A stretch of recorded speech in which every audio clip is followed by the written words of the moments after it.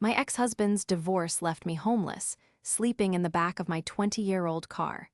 He thought he had destroyed me, until a stranger found me shivering in the public library and asked a question that changed everything. "Are you Grace? You just inherited $47 million." So I hired the best legal team in the state and set a trap to take back everything he ever stole from me. This is where the story truly begins, and you won't want to miss what happens. Make sure you're subscribed to see it through to the end. We're always curious. Where in the world are you all watching from today? Let us know in the comments. The cold was the first thing I noticed when I woke up, and the last thing I felt before I drifted into a restless sleep. It was a deep, biting chill that seeped through the thin blanket and the worn fabric of my coat, settling into my bones like a permanent resident. The windows of my 2003 sedan were fogged over with my own breath, blurring the harsh streetlights of the unfamiliar neighborhood where I had dared to park for the night. This car, a relic from a life that felt like it belonged to someone else, was now my bedroom, my closet, and my cage. At 52 years old, after 25 years of marriage, I was homeless. Just 6 months ago, I had been Grace, wife of the successful real estate developer Mark. I lived in a sprawling home with pristine gardens, hosted charity luncheons, and managed a life of comfortable, if quiet, predictability. I had given up my career as a research librarian to support his ambitions, meticulously organizing his schedules, networking on his behalf, and creating a perfect home environment so he could focus on building his empire. I thought we were a team. I was wrong. The divorce was a surgical strike. Mark, with his battalion of expensive lawyers, had carved up our life with brutal efficiency. He claimed his business was on the verge of collapse, presenting stacks of documents that showed mountains of debt and failing investments. The home was mortgaged to the hilt, the savings accounts were drained, the stocks had been sold off at a loss. I, who had never managed our finances beyond the household budget, was left with this aging car, a few $1,000s that barely covered my own legal fees, and a profound sense of bewilderment. My world had shrunk to the confines of this vehicle. Each morning was a strategic operation. I'd wake before the sun, drive to a 24-hour gas station to use the restroom, and try to make myself presentable with a bottle of water and a washcloth. My days were spent at the public library, the one place that felt like a sanctuary. It was warm, safe, and blessedly anonymous. No one asked questions. I could lose myself in books, a faint echo of the woman I used to be, the one who found joy in the quiet rustle of pages and the scent of old paper. But hunger was a constant, gnawing companion. I survived on cheap coffee, protein bars, and the occasional act of kindness from a librarian who would leave a sandwich on a table, pretending it was forgotten. My evenings were the worst, filled with a crushing loneliness and the terrifying vulnerability of a woman alone in her car. Every footstep, every passing vehicle, sent a jolt of fear through me. This wasn't living. It was a slow, agonizing erasure of my existence. Tonight, the cold felt particularly cruel. A light rain had started to fall, tapping against the roof like mocking fingers. I huddled deeper into my coat, my stomach aching with a hunger that was more than just a need for food. It was a hunger for warmth, for safety, for a single moment where I didn't feel like I was about to shatter. I closed my eyes and saw Mark's face, not as the man I had loved, but as the stranger he'd become in that courtroom. His eyes were cold, his smile a thin, dismissive line. He had looked right through me, as if I were a piece of old furniture being discarded. He'd done it all so smoothly, with a manufactured pity that made my skin crawl. "I'm sorry it came to this, Grace," he had said, his voice dripping with false sincerity. "It's just business." Business? 25 years of my life, my loyalty, my sacrifices, all dismissed as a business transaction where I was the liability to be written off. He had taken everything, not just the money and the house, but my past, my trust, and my sense of self. I felt hollowed out, a ghost haunting the edges of a world I no longer belonged to. As the rain intensified, drumming a frantic rhythm on the metal roof, I felt a tear slide down my cheek, hot against my icy skin. I had cried so much in the beginning, but now the tears were a luxury I could rarely afford.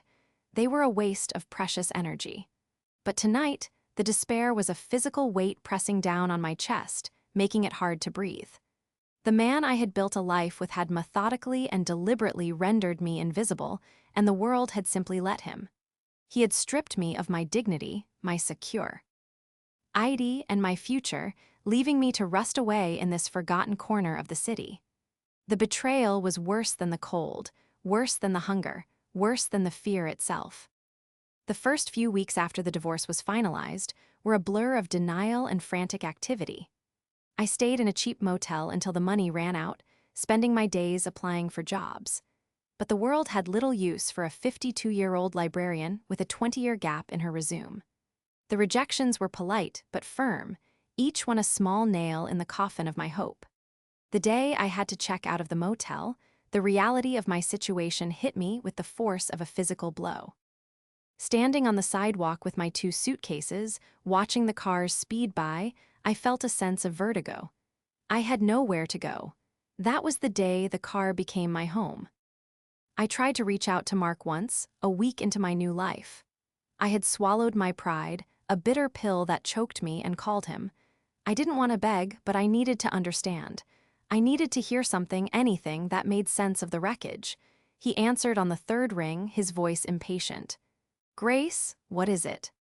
"Mark, I need to talk to you," I stammered, my voice trembling. I was parked outside the library, using their free Wi-Fi to make the call. "I don't understand. The business, you said it was all gone, but there has to be something." A sigh on the other end of the line, heavy with irritation. "We've been over this. The lawyers explained it. The market turned, things went south. I'm barely staying afloat myself." His words were smooth, practiced. It was the same script he had used in court. "Barely afloat?" I couldn't help the incredulous tone. "I saw a picture online. You were at the charity gala last weekend. With Chloe." Chloe, his much younger, impossibly polished assistant, who was now, I had learned, his fiancée. The photo had shown them smiling, his arm possessively around her waist. She was wearing a diamond necklace that could have paid for a year's rent on a decent apartment. "That was for appearances, Grace," he snapped, his voice turning sharp. "I have to maintain a certain image for my clients. You wouldn't understand. You were never good with the business side of things." The condescension in his voice was a familiar sting. He had always treated my contributions to our life as secondary, my world of books and research as a quaint hobby. "Look," he said, his tone softening into that infuriating, placating purr. "I did what I could for you. The car is paid off. You have a few $1,000s. A lot of women would be grateful for that." Grateful? The word hung in the air between us, an insult of such magnitude that it left me speechless. Grateful for being left destitute after dedicating a quarter-century of my life to him? My hand tightened on the steering wheel. "Mark, we were married for 25 years. And it was a good run," he said, as if discussing a favorite television show that had been canceled. "But people change. I've moved on. You should too. Stop dwelling on the past. It's not a good look." And with that, he hung up. I sat there in the silence, the dial tone buzzing in my ear like an angry insect. He had not only discarded me, but he was also lecturing me on how to handle my own disposal. He felt nothing. No remorse, no guilt, no lingering thread of affection for the woman who had stood by him when he had nothing. It was in that moment, staring at the cracked windshield of my car, that a seed of something other than despair began to sprout. It was a cold, hard kernel of anger. He thought I was weak. He thought that because I was quiet and preferred the company of books to boardrooms, I was simple. He saw my kindness as a flaw to be exploited. He had counted on me to crumble, to fade away quietly. But Mark had forgotten one crucial thing about me. A research librarian doesn't just love books, she loves information. She knows how to find things. She understands that every story, no matter how well constructed, has footnotes, hidden sources, and truths buried in the archives. He had written his version of our ending, a neat and tidy narrative of financial ruin where he was the tragic hero. But I knew, with a certainty that settled deep in my weary bones, that there was another story hidden beneath the surface. And though I didn't know how, I knew I would be the one to find it. That thought, that tiny flicker of purpose, became my shield against the cold nights. He thought he had erased me, but he had only given me a new, singular focus: to uncover the truth. The early years with Mark felt like a dream. We met in college. He was the ambitious business major with a dazzling smile and boundless energy, and I was the quiet history student who spent her evenings in the library stacks. He used to say I was his anchor, the calm center in his whirlwind life. I believed him. When he proposed starting his own real estate company right after graduation, I was his biggest supporter. I took a job at the university library to pay our bills while he poured every ounce of our meager savings and his relentless energy into getting his business off the ground. I remember the long nights I'd spend helping him, my research skills proving surprisingly useful. I'd dig into city planning records, research zoning laws, and uncover the history of properties he was interested in. I found opportunities he had missed, details that gave him an edge. "You're my secret weapon, Grace," he would say, kissing my forehead as I handed him a folder thick with my findings. I sacrificed my own academic ambitions, putting off graduate school to ensure we had a stable income. When his company finally took off, my role shifted. He needed a hostess, a partner who could charm investors and create a perfect home. So I quit my job. I managed our beautiful house, organized flawless dinner parties, and volunteered for all the right charities. I cultivated an image of serene elegance that reflected well on him. My identity became an extension of his success. Looking back, the red flags were there, small and subtle. There was the way he'd dismiss my opinions on anything related to finance, patting my hand and saying, "Don't you worry your pretty head about it." There was his increasing obsession with appearances, with having the right car, the right friends, the right address. And then there was Chloe. She started as his assistant about 5 years before the end. She was young, sharp, and exuded a ruthless ambition that I found unnerving. She was everything I wasn't: sleek, modern, and fluent in the cutthroat language of his world. Mark adored her. He praised her efficiency, her killer instinct. I saw the way she looked at him, with a mixture of admiration and calculation. I also saw the way she looked at me, with a faint, dismissive pity, as if I were a piece of antique furniture that no longer fit the decor. Chloe's influence grew steadily. She was no longer just an assistant, she was his protégée, his right hand. She traveled with him, attended meetings I was no longer invited to, and became the gatekeeper to his life. When I tried to talk to Mark about it, he accused me of being jealous and insecure. "Chloe helps me build our future, Grace," he'd said. "What have you done for the business lately?" The words were a slap in the face. All my years of sacrifice, of building the foundation upon which he stood, had been forgotten, erased. The person who orchestrated my downfall wasn't just Mark. It was Mark enabled and emboldened by Chloe. She was the one, I'm certain, who helped him see how easily I could be cut away. She was polished but disingenuous, her smile never quite reaching her cold, watchful eyes. She spoke of her work in vague, impressive-sounding terms, using jargon I didn't understand.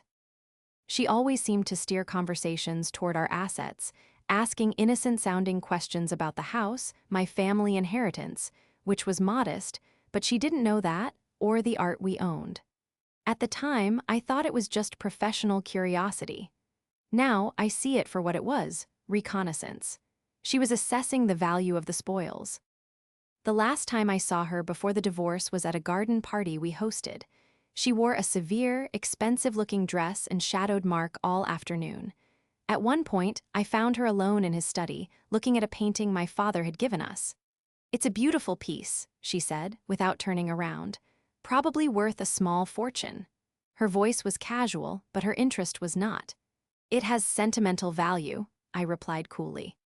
She finally turned to face me, a small, knowing smile on her lips. "Sentiment doesn't pay the bills, does it?" she said. The comment was so brazen, so inappropriate, that I was momentarily stunned. That was their philosophy in a nutshell. Everything and everyone had a price tag. My sentiment, my loyalty, my love, they were worthless currencies in the world they were building together. They saw me not as a person, but as a line item on a balance sheet, an asset that had depreciated and was ready for liquidation. Mark's betrayal was the action, but Chloe's ambition was the fuel that fed the fire. The public library became the rhythm of my life. Its hushed aisles were my refuge from the streets, its sturdy oak tables my dining room, office, and living room all in one. I knew the librarians by name, though they only knew me as the quiet woman in the gray coat who arrived when the doors opened and left only when they were closing. I read everything, from fiction to financial journals, trying to educate myself on the world that had chewed me up and spit me out. It was a Tuesday afternoon, a particularly bleak and rainy one, when my life fractured for the second time. This time, however, it broke open to the light. I was sitting in my usual carrel, reading a biography, when a man in a beautifully tailored suit stopped beside my table. He was in his 60s, with kind eyes and a neat silver-white mustache. He looked utterly out of place in the worn public space. "Excuse me," he said, his voice a gentle baritone. "I'm looking for someone, a Miss Grace Connolly." I flinched, my heart starting to pound. My married name. No one had called me that since the divorce. I used my maiden name, Porter, when I had to give one. 1,000 fears raced through my mind. Was it a debt collector? The police telling me I couldn't sleep in my car anymore? I almost lied, but something in his respectful gaze stopped me. "I'm Grace," I said, my voice barely a whisper.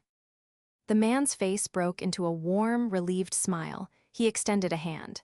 "My name is Alastair Finch. I'm an attorney. I have been trying to locate you for some time. May I have a word with you? In private, perhaps." He gestured toward a small, glass-walled study room. Numbly, I nodded, gathered my few belongings, and followed him.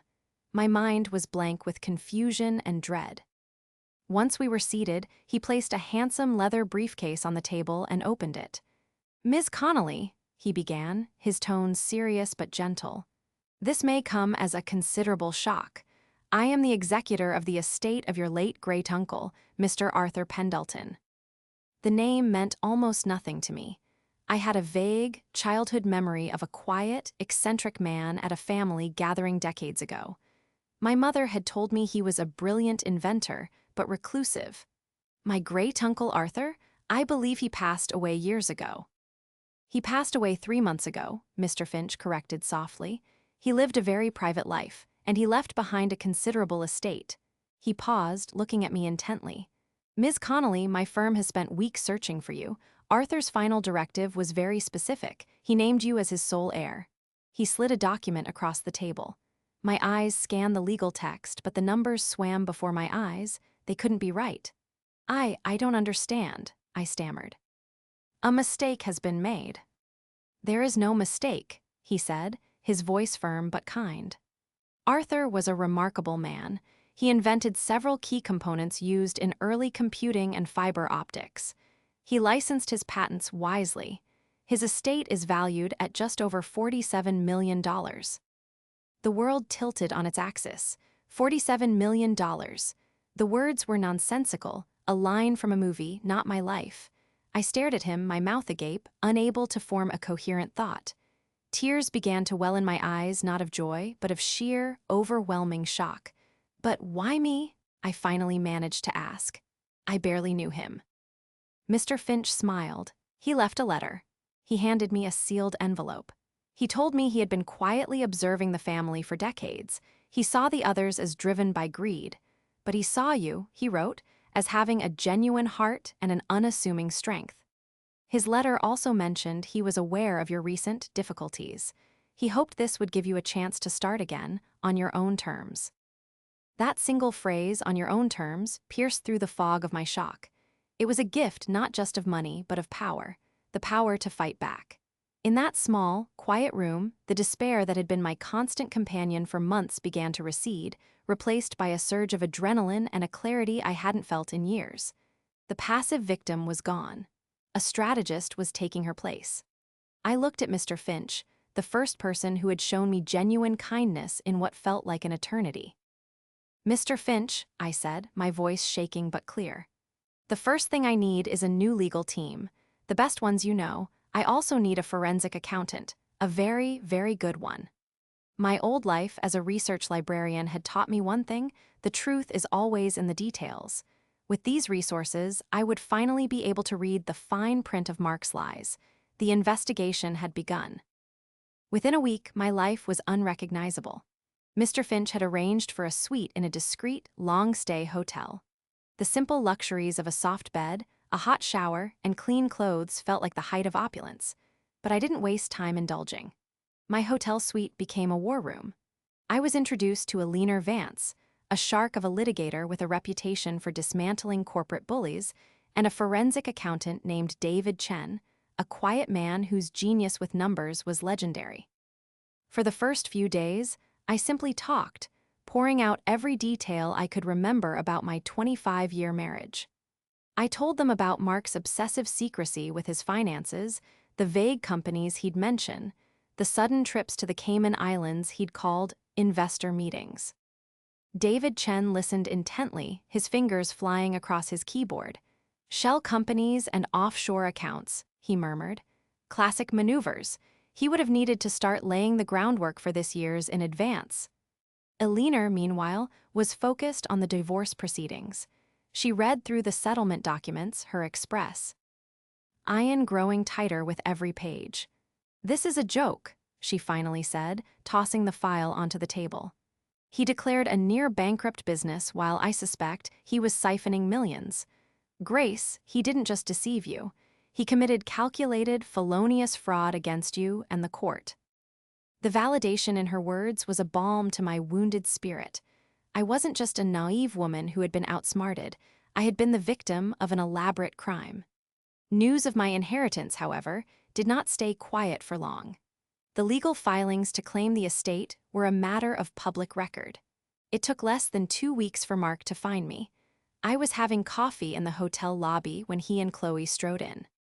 He had the same confident swagger, but I saw a flicker of something new in his eyes, desperation. Chloe clung to his arm, her gaze sweeping the elegant lobby with avarice. "Grace," Mark said, his voice oozing a counterfeit warmth that made my stomach turn. "We've been so worried about you. We heard the news. It's incredible.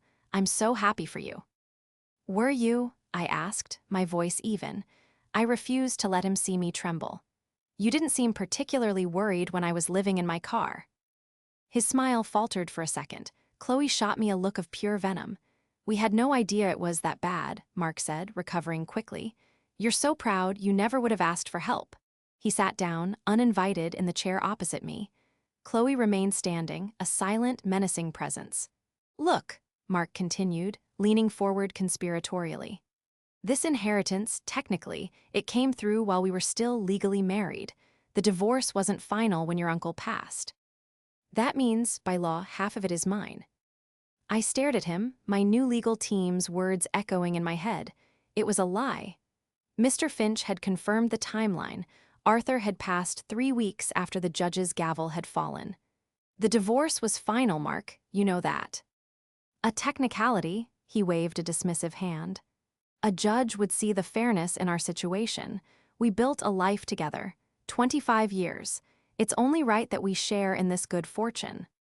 Chloe finally spoke, her voice sharp and brittle. "Mark has been under a lot of stress. His business really did take a hit. This money would help him rebuild what you enjoyed for so many years." The audacity was breathtaking. They had come to collect, as if I were a winning lottery ticket they had a claim on. This was the moment Eleanor had prepared me for. I took a slow sip of my coffee, meeting Mark's greedy gaze. "It's interesting you mention your business, Mark," I said calmly, "because I've had some people looking into it. For example, a little entity called North Star Holdings, registered in the Bahamas. Does that ring a bell?" The color drained from Mark's face. His confident posture stiffened. Chloe looked at him, a confused and anxious frown creasing her brow. "I don't know what you're talking about," he blustered, but his voice lacked conviction. "Don't you?" I continued, pressing my small advantage. "It's a company that received a wire transfer of $2 million from your primary business account just 3 days before you first filed for divorce. The reason cited was overseas investment. Funny, because North Star Holdings doesn't seem to have any assets, any employees, or any purpose at all, other than holding your money." Mark stood up abruptly, his chair scraping against the marble floor. His mask of civility had shattered, revealing the snarling bully underneath. "You have no idea what you're talking about," he seethed. "You're playing with fire, Grace. You can't prove a thing." "I don't have to," I said, my voice as cold as ice. "My lawyers will. This is just the beginning, Mark. This is just one account. I wonder what else they'll find." He stared at me, his eyes wide with a mixture of fury and genuine fear. He had underestimated me completely. He saw the quiet librarian, not the woman who knew that every hidden secret leaves a paper trail. Chloe grabbed his arm, her perfectly manicured nails digging into his sleeve. "Mark, let's go," she hissed. He shot me one last look of pure hatred before turning and storming out of the lobby, Chloe trailing in his wake. I watched them go, my heart hammering in my chest, but I felt a triumphant calm settle over me. The first crack in his fraudulent empire had appeared, and I had been the one to strike the blow. Mark's poorly executed threats only fueled my team's resolve. David Chen, the forensic accountant, dove into Mark's financial history with the fervor of an artist creating a masterpiece. My hotel suite was now covered in whiteboards filled with complex diagrams of money transfers, dates, and company names. It was a web of deceit so intricate and vast that it astonished even a leaner. "He didn't just hide a little money, Grace," David said one afternoon, pointing to a labyrinthine chart. "He orchestrated a systematic our campaign to defraud you. We've found 6 offshore shell corporations, 3 secret brokerage accounts, and a portfolio of commercial properties he purchased under a trust managed by a proxy in another country. He didn't just plan for a divorce, he built a separate, hidden financial empire." The total amount they had uncovered was staggering, nearly $12 million, all of it marital property he had claimed did not exist. Chloe, it turned out, was a direct beneficiary. We found records of extravagant purchases made through one of the shell company accounts, luxury cars, designer clothes, and even a down payment on a condominium in her name. She wasn't just his new partner, she was his accomplice in spending the money he had stolen from me. As our case grew stronger, Mark's desperation escalated. He started calling me, leaving rambling messages that swung wildly between threats and pathetic pleas. "You're destroying my life, Grace," he yelled in one message. "Think of all the good years we had. Does that mean nothing to you?" In another, he tried to sound conciliatory. "Let's just settle this. A few million for your trouble. We can both walk away and put this ugliness behind us." I never answered. I saved every message and forwarded them to a leaner. "He's panicking," she said with a grim smile. "He knows we have him." The most difficult part was the insidious way Mark tried to turn our shared memories against me. He was attempting to manipulate me, to make me feel guilty for holding him accountable. For a fleeting moment, I would remember the young man I had fallen in love with, and a pang of sorrow would hit me. But then I would remember the cold feeling of waking up in my car, the gnawing hunger, the utter despair of being abandoned, and my resolve would harden like steel. That man was gone, if he had ever truly existed at all. The turning point came when David's investigation led him to a man named Robert Miller, Mark's former CFO, who had been fired abruptly 2 years prior. Eleanor and I met with him in her office. Miller was a nervous man, but his eyes burned with a sense of righteous anger. "Mark is a predator," he said, his hands clasped tightly. "He built his business on a foundation of lies." When I started asking questions about the offshore transfers, he fired me and threatened to ruin my reputation if I ever spoke a word. For years, Miller had been too afraid to come forward. But when a leaner's investigator contacted him, he saw a chance for justice. "He forced me to sign documents," Miller confessed. "Documents that moved millions of dollars into the first shell company. I knew it was wrong, but I had a family to support. He held that over my head." "Would you be willing to testify to that?" Eleanor asked quietly. Miller looked at me, his gaze filled with a weary sympathy. "Yes," he said firmly. "He took everything from you. It's time someone held him accountable." He provided us with copies of emails and personal notes he had saved, a treasure trove of evidence that corroborated everything David had discovered. He was the irrefutable proof we needed, the human voice that could narrate the story the numbers told. With Robert Miller's testimony secured, Eleanor filed a motion to reopen the divorce settlement on the grounds of gross financial fraud and perjury. The legal battle was no longer about Mark demanding a piece of my inheritance. It was now about me clawing back everything he had stolen. We arranged for a formal deposition. Mark and Chloe were legally compelled to attend. I felt a strange sense of calm as I prepared for the meeting. The fear and uncertainty that had plagued me for so long had been replaced by a quiet confidence. Mark had built his world on lies, but I was armed with the one thing he couldn't fight: the truth. The spell he had held over me, and over our life, was about to be broken for good.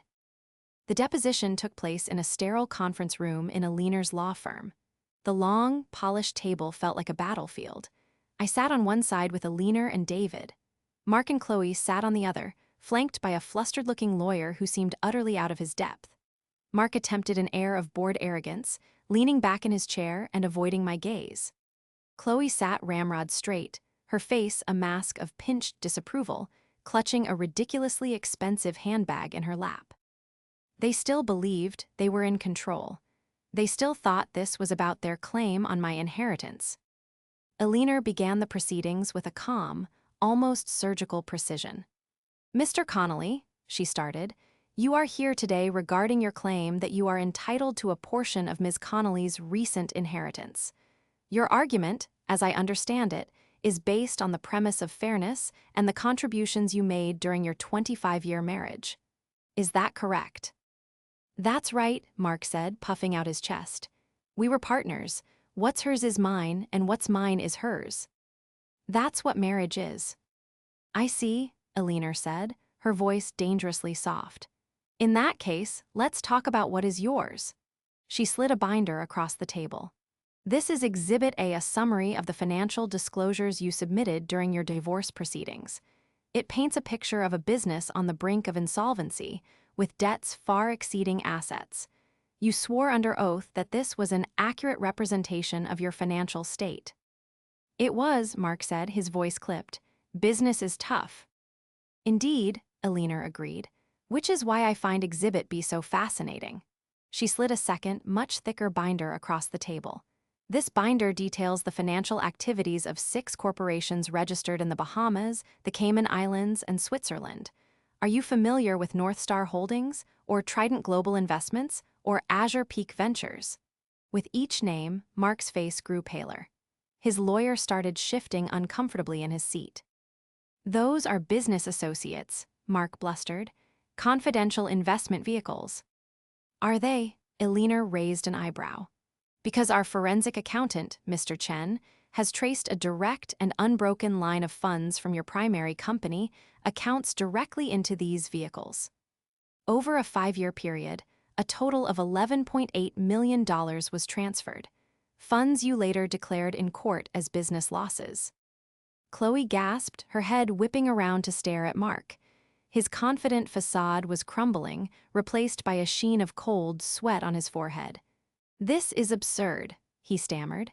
"You can't prove I control those companies." "Oh, but we can," Eleanor said, delivering the final blow. She nodded to an assistant who opened the conference room door. Robert Miller walked in and took a seat at our end of the table. "I believe you know Mr. Robert Miller, your former CFO," Eleanor said coolly.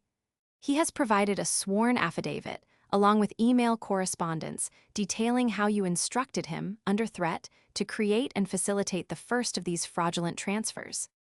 He is prepared to testify to that in a court of law." Mark looked at Robert Miller as if he'd seen a ghost. All the air went out of him. He visibly deflated in his chair, a cornered animal with nowhere to run. Chloe's face was a canvas of horror and dawning comprehension. The designer clothes, the condo, the lavish lifestyle, she was finally realizing it was all built on a lie, funded by money stolen from me. "Furthermore," Eleanor continued, her voice ringing with authority, "we have records of expenditures from these accounts. For instance, a payment of $200,000 as a down payment on a condominium for Ms. Chloe Sterling, and another $75,000 for a diamond necklace from Tiffany S." She looked directly at Chloe, whose hand flew instinctively to her throat, where a different but equally expensive necklace now sat. Chloe stared at Mark, her eyes wide with betrayal.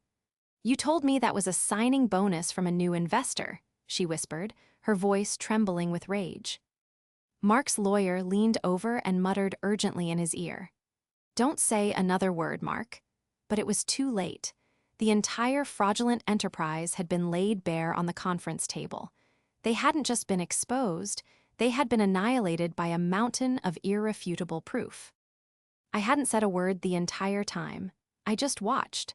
I watched the man who had left me to freeze in a car, the man who had sneered at my helplessness, be utterly and completely dismantled. When a leaner finished, a profound silence filled the room. Mark stared at the table, his face ashen. Chloe was gathering her things, her movements jerky and furious. I finally leaned forward, my voice quiet but carrying across the silent room. "I believe that concludes our business," I said. It wasn't a question, it was a statement of fact. My business with him was over. Chloe stood up, shot a look of pure loathing at the broken man beside her, and walked out of the room without a backward glance. Mark didn't even seem to notice. He just sat there, staring into the abyss he had created for himself. Justice had been served, not in a loud, dramatic explosion, but in the cold, quiet presentation of the truth. The aftermath was swift and devastating for Mark.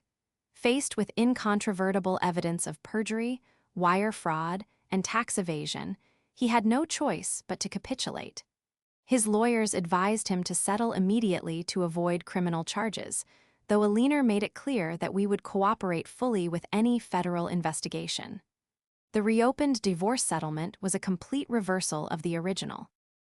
I was awarded 75% of the $12 million he had hidden, a sum that reflected the punitive damages for his deliberate and malicious fraud.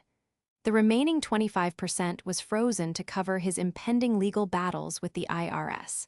His real estate empire, already a house of cards, collapsed entirely. He was forced to sell the grand home we once shared, along with every other asset he had, just to cover his debts. Chloe, true to her nature, abandoned him the moment the money disappeared. I later heard from one of Alina's contacts that she had moved to another state, attempting to rebrand herself and find a new benefactor. She was a parasite in search of a new host. Mark was left with nothing: no money, no business, no partner, and a shattered reputation.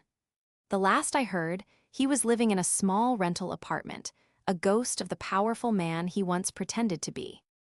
He was finally experiencing a fraction of the desolation he had so callously inflicted upon me. But my victory was not about his ruin. It was about my reclamation. With my future secure, I turned my attention to honoring the man who had made it all possible, my great uncle Arthur. I read his letter 100 times, the words becoming a mantra. He hadn't just given me money, he had given me a mission. He had seen a strength in me that I had forgotten I possessed. I decided to use the bulk of my inheritance, both from him and from the settlement, to create something meaningful. With Mr. Finch's guidance, I established the Pendleton Foundation, a non-profit organization dedicated to providing financial aid and legal support to women over 50 who were facing economic devastation after a divorce. I used my old research skills to build the foundation from the ground up, creating a network of lawyers, financial advisors, and therapists who were willing to work pro bono or at reduced rates. Our first headquarters was a beautifully restored brownstone in the city, a place I designed to feel warm and welcoming, not like a sterile office. It was a sanctuary. I remember the day we opened our doors. Our first client was a woman named Sarah, a 60-year-old former teacher whose husband had left her in a situation hauntingly similar to my own. She sat across from me in my office, her hands trembling, her eyes filled with the same fear and shame I knew so well. "I don't know where to turn," she whispered. "He took everything. I feel so invisible." I reached across the desk and placed my hand over hers. "I know," I said softly. "I know exactly how you feel, but you are not invisible, not anymore, and you are not alone." In her eyes, I saw a flicker of hope, the same flicker that had been ignited in me in that library study room. In that moment, I understood the true value of my inheritance. It wasn't the numbers in a bank account. It was the ability to restore dignity, to offer a hand to someone who had fallen, and to turn a story of betrayal into a legacy of hope. My journey had taken me from a sprawling mansion to the cold confines of a car, and finally, to this place of purpose. I had found my way back, not to the life I had lost, but to a new one built on my own terms, forged in resilience, and dedicated to ensuring that other women like me would never have to face the darkness alone. I was at peace, finally and completely.